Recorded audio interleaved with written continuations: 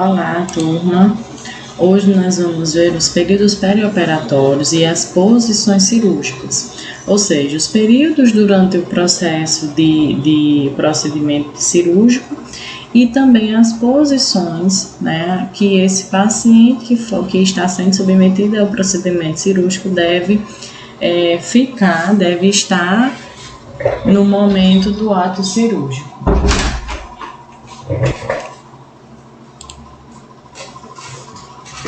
Vimos anteriormente a questão da estrutura do centro cirúrgico, um pouco da equipe. Nós vamos aprofundar essa equipe em uma aula posterior, mas hoje nós vamos ver o que nós chamamos de períodos perioperatórios e essas posições. O que é esse período perioperatório? É o termo que ele é empregado para descrever todo o período da cirurgia, tanto o antes quanto o depois, inclui tudo, antes, durante e depois. As três fases dos cuidados perioperatórios são o pré-operatório, o transoperatório e o pós-operatório.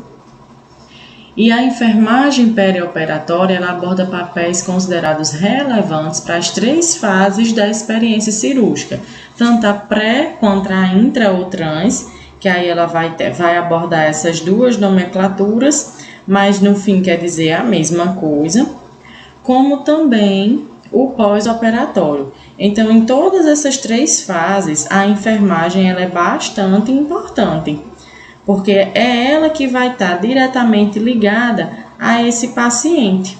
Então, é ela também que vai ter um contato maior com esse paciente. Quando a gente fala em contato, em cuidados, em assistência, a gente também está enfatizando indiretamente o que chamamos de sistematização da assistência perioperatória, que é a SEAP. A SEAP ela tem um processo, ela tem como objetivo maior promover, manter e recuperar a saúde desse paciente e também da sua família, como também ela deve ser desenvolvida pelo enfermeiro com os conhecimentos técnicos e científicos da área. Então, vamos começar pelo período pré-operatório, não é? Então, esse período pré-operatório, ele se inicia desde que esse paciente é avisado da necessidade do procedimento cirúrgico, ou seja, dentro do consultório médico, onde o médico avalia e vê a necessidade desse procedimento, dessa intervenção cirúrgica, a gente já começa o período que chamamos de pré-operatório.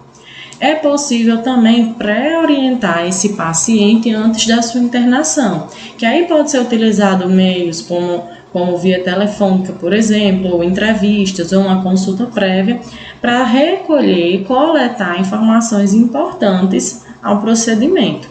E as ações de enfermagem nesse período, elas têm como objetivo maior avaliar as condições físicas e psicológicas que têm que estar adequadas até o momento em que esse paciente é recebido no centro cirúrgico. Então, nesse período também pré-operatório, ele é compreendido por esse conjunto de ações que tem como objetivo maior identificar possíveis fatores que possam reduzir os riscos do processo cirúrgico anestésico, como também possam aumentar os riscos desse procedimento. Aí, sendo a visita pré-operatória o primeiro passo para essa coleta de dados. Aí, na visita pré-operatória, a gente pode fazer uso de alguns métodos didáticos, que aí esses materiais didáticos, ele pode estar vindo em forma de manuais com foto ilustrativa, que a gente sempre tenta visar a humanização desse atendimento. Então, nessas fotos ilustrativas, vão ter fotos de quê? Da unidade do centro cirúrgico, caso a pessoa não conheça, dos materiais e equipamentos que serão utilizados nessa intervenção, assim como também fotos da unidade de recuperação pós-anestésica. O transoperatório corresponde àquele momento em que o paciente ele é recebido no centro cirúrgico. Então, a partir daquele momento, nós já adentramos no transoperatório. Sendo que nesse setor vai ocorrer o quê? A avaliação da indução anestésica, os cuidados de enfermagem no intraoperatório, desde a permanência em sala cirúrgica até o momento da transferência à unidade de recuperação anestésica. e ele é considerado um período importante tanto para o paciente, né, como também para a equipe, devido à complexidade dessas cirurgias e do próprio tempo operatório. O pós-operatório, ele corresponde ao período após a realização do procedimento cirúrgico, sendo que esse período do pós-operatório ele pode ser dividido em 3 momentos distintos, que é o pós-anestésico, o pós-operatório imediato e o pós-operatório mediato. Esse pós-anestésico, né, o pós-operatório, nesse subitem pós-anestésico, é o momento justamente em que o paciente ele chega à recuperação pós-anestésica até a sua alta para a unidade de destino, né, da unidade de onde ele veio. Se houver alguma complicação também nessa fase crítica, deverá ser encaminhado para a unidade de terapia intensiva. Por que logo para a UTI? Porque essas complicações consideradas críticas, elas só vão ter uma resolutividade melhor e maior se esse paciente for encaminhado para o centro a unidade de terapia intensiva. O pós-operatório imediato, ele é considerado essa etapa a partir do momento do término dos procedimentos cirúrgicos, prosseguindo pelas primeiras 24 horas após esse procedimento. Mas lembrando que uma das literaturas mais importantes dentro do âmbito de centro cirúrgico, de enfermagem cirúrgica, né, que é Pelizet, ele afirma que esse tempo pode ser prolongado até por 48 horas após o procedimento. Já o pós-operatório mediato é aquele que se inicia logo após as primeiras 24 horas do pós-operatório imediato. Então, fechou as 24 horas do pós-operatório, já se considera o pós-operatório mediato. É onde ocorrem as avaliações do resultado do pós, tanto pela equipe médica quanto a de enfermagem, que é justamente para ser traçado um planejamento de cuidado e também de prescrições de enfermagem. Quais as ações que a enfermagem tem e que ela precisa exercer no âmbito do centro cirúrgico? Ela precisa avaliar a respiração, administrando oxigênio sempre que prescrito e que for necessário, monitorar sinais vitais e observar a coloração da pele e qualquer outra alteração desse paciente, avaliar o local da cirurgia, assim como também o sistema de drenagem dessa ferida operatória, avaliar o nível de consciência e de dor, avaliar também a capacidade de movimentação dos membros e sempre estar posicionando esse paciente para proporcionar um conforto. Então, essas ações de enfermagem a gente entende que é através do planejamento e a implementação dessa assistência de enfermagem considerada individualizada, que a gente consegue garantir que esse paciente tenha o conforto e a segurança necessária. Então, sempre o objetivo desse cuidado, ele está descrito no conceito de Florence, que é quando ela diz que visar não a doença, e sim o doente, proporcionando condições favoráveis ao processo de cura. A gente não pode visualizar apenas a doença desse paciente, ou seja, apenas o procedimento do qual ele foi submetido. Nós temos que avaliar ele como um todo. Aqui nós vamos entrar nas posições cirúrgicas. Essas posições cirúrgicas, pessoal, o que é que eu posso fazer para vocês compreenderem melhor? Por mais que eu descreva como é a posição, eu acrescentei várias imagens delas, que é para vocês terem a noção, para vocês pelo menos imaginarem como são essas posições. Essas posições, elas são importantes porque são aquelas em que o paciente é colocado após o procedimento anestésico para poder ser submetido à intervenção cirúrgica.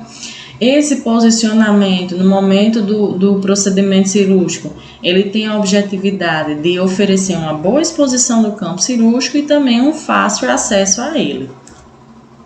Os cuidados, então sempre tem que ter cuidado com a evitar compressões da pele, vasos e nervos do paciente, manter a adequada função respiratória, como também a circulação sanguínea e evitar os apoios sobre os pacientes, ou seja, evitar durante esse procedimento dessa intervenção cirúrgica estar se apoiando no paciente. Os fatores que interferem nesse posicionamento, o estado geral do paciente pode interferir, o tipo de cirurgia também, porque às vezes é uma posição que é de difícil acesso, para que seja difícil conseguir essa posição desse paciente, a via de acesso, o tipo de anestesia, a idade, a altura e também o peso do paciente. Temos algumas posições mais comuns, que é as que nós vamos ver nessa aula, que é a fala modificada ou a posição sentada, posição de decúbito dorsal ou supina, posições laterais, posição de decúbito ventral, posição de canivete, que é a de Krask, posição litotômica, a posição de Trendelenburgo e a posição de Trendelenburgo reversa e também a posição do paciente na mesa ortopédica. Na posição de Fowler modificada ou a posição sentada, só um instante, esse paciente ele deve ser protegido com almofadas sobre as nádegas e a região do dorso. Os joelhos têm que estar flexionados e apoiados com almofadas, tá bom? E sempre tem que manter cuidado com o quê? Os braços, eles podem ser flexionados transversal ao abdômen, sempre repousando sobre um travesseiro no colo ou colocados à frente do paciente sobre almofadas. E também prestar muita atenção nessa pressão prolongada do dorso que pode causar um dano ao nervo ciático.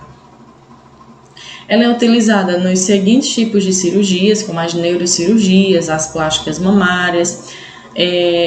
Também tem que ser colocado, além disso, suporte de mesa, dorso elevado e suporte para os pés e fixação da cabeça, tá bom, pessoal?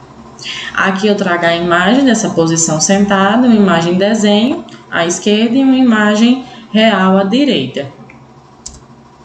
A posição dorsal ou supina, que é a posição mais comum, é a posição natural do corpo em repouso e geralmente é como o paciente é anestesiado. Os braços eles têm que estar estendidos ao lado do corpo ou em braçadeiras, as pernas também estendidas de modo paralelo e delicadamente afastadas. As vértebras, tanto cervicais como torácicas e lombares, elas devem manter uma linha reta e todos os pontos de pressão devem ser protegidos. Aqui a posição. Temos a posição supina, que é uma posição usual, mais anatômica, a anestesia geral e também utilizada na cirurgia abdominal. Os pés não podem se manter cruzados e as pernas são levemente afastadas e o uso de conchinha é opcional. É a posição famosa de papo para cima, como o pessoal fala. Tem a posição de proclive, que são cirurgias de abdômen superior e cabeça e pescoço, porque há uma hiperextensão do pescoço nas cirurgias cervicais e também tem que ter um apoio para os pés em ângulos acentuados. Temos as posições laterais, onde o paciente ele fica deitado sobre um lado não afetado, sempre oferecendo acesso à parte superior do tórax na região dos rins, na seção superior do uretério. Todos os cuidados de proteção e fixação eles devem ser mantidos, respeitando a anatomia e a fisiologia desse corpo. É utilizada para melhor expor localizações dos órgãos como os rins, pulmões e quadris, e a anestesia ela deve ser sempre realizada na posição supina, antes de se colocar nessa posição cirúrgica. Conchins, fitas adesivas nos quadris e nos ombros para que mantenha a posição adequada, a perna inferior flexionada, a perna superior flexionada levemente, travesseiro entre os membros inferiores e nos membros superiores tem que estar ou sobre a braçadeira ou superior à cabeça, formando um arco. Nessa posição aqui, que eu trago o desenho para vocês entenderem melhor a posição com a pessoa, a posição real em si. Temos a posição de decúbito ventral, usada para procedimentos na coluna cervical, no dorso e também na área retal, como na parte posterior das extremidades inferiores. A anestesia também deve ser realizada na posição supina, Os conchins podem ser colocados debaixo das axilas e também do lado do tórax. E os membros superiores devem manter a posição como a anterior, em braçadeiras ou estendidos com as palmas para baixo. cabeça sobre o travesseiro, virada para o lado e os pés elevados pelos tornozelos. Aí sempre tem que manter cuidado com quem? Em pacientes que possuem tubo-traqueais, proteger todas as áreas de pressão, manter sempre as pálpebras fechadas para que não ocasione lesões de córnea. Os suportes eles não devem pressionar nem mamas nem genitálias e também não deve deixar nada dobrado sobre o paciente. Em pacientes pneumatos, o que é que pode também ter cuidado? Os antebraços eles devem estar aduzidos sempre que possível e a desvantagem é a dificuldade de respiração. Vocês veem que é uma posição bem complicada. Nas mesas cirúrgicas que não possuem esse suporte aqui para a cabeça, do qual o nariz e a boca eles ficam livres para manter a respiração, a cabeça deve ser sempre colocada de lado. A posição litotômica, a posição ou posição de litotomia, o paciente ele está em decúbito dorsal, as pernas devem ficar elevadas e abduzidas, que é justamente para haver uma exposição da região perineal, que são para procedimentos cirúrgicos que envolvem os órgãos pélvicos e genitais. O suporte das pernas elas devem ser acolchoadas, os estrigos nivelados e ajustados para o tamanho do paciente. E a posição precisa ser totalmente simétrica, então as pernas têm que ser levantadas simultaneamente para evitar a tensão e o deslocamento. É a posição também conhecida, popularmente como a posição ginecológica.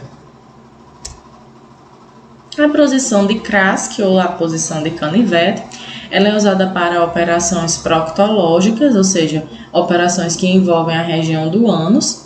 É uma modificação da posição ventral. Os quadris eles são colocados sobre uma almofada, que também deve ser colocado sobre a dobradura da mesa, o qual é flexionado no ângulo de 90 graus, levando sempre os quadris abaixo da cabeça e do corpo, que é justamente para expor mais essa região do ânus.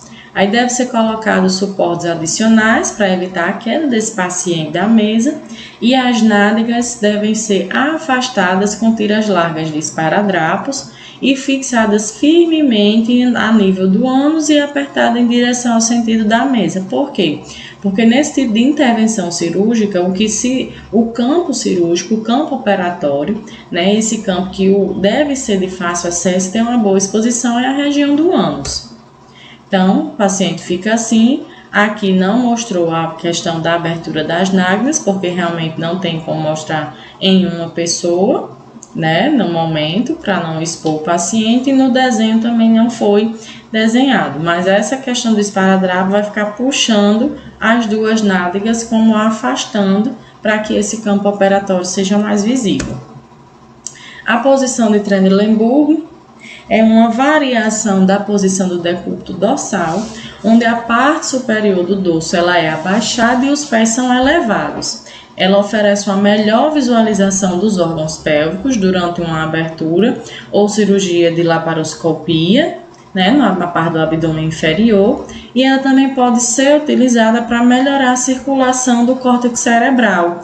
Quando a PA, quando a pressão arterial desse paciente cai repentinamente durante o procedimento cirúrgico, e essa posição ela faz com que aumente o fluxo de sangue arterial para o crânio e, consequentemente, aumente essa pressão arterial. Deve ser mantida apenas pelo tempo necessário, devido a esse sangue ficar repressado na parte superior desse dorso e, consequentemente, aumenta a pressão. Ela facilita também a drenagem de secreções da base dos pulmões e a passagem orofaríngea, e é nessa posição, devido ao peso das vísceras abdominais, que ocorre uma interferência no movimento diafragmático, Então, podendo também provocar uma deficiência respiratória. Ela é utilizada em procedimentos como cirurgia do abdômen inferior e cirurgia dos membros inferiores. A posição é essa, uma posição inclinada de cabeça para baixo. Temos também a posição de Trendelenburg reversa, que ela é frequentemente usada para oferecer acesso à cabeça e ao pescoço nas cirurgias, principalmente nas cirurgias de tireoide. E a posição da cabeceira ela sempre deve estar elevada e a posição dos pés abaixadas, o contrário da Trendelenburg. E as áreas de pressão, elas sempre devem ser protegidas, assim como em todas as posições cirúrgicas. Né? Olha, tanto os pés como a cabeça, sempre vendo que essa região do pescoço, ela está sempre hiperestendida, devido a essa região ser a nossa região do campo operatório, a região que vai sofrer essa intervenção cirúrgica. Então, pessoal, por hoje é só. Essa aula ela é bem ilustrativa, então, por mais que vocês leiam, vocês só vão conseguir compreender quando colocar essas imagens, quando vocês verem essas imagens, que é para conseguir mesmo entender e imaginar o paciente nessa posição. Porque somos nós, né, a equipe de enfermagem, junto, é claro, com a equipe médica, dentro do centro cirúrgico, que vai posicionar esse paciente, para que assim tenha uma melhor exposição desse campo cirúrgico. Tá bom? Então, até a próxima. Tchauzinho.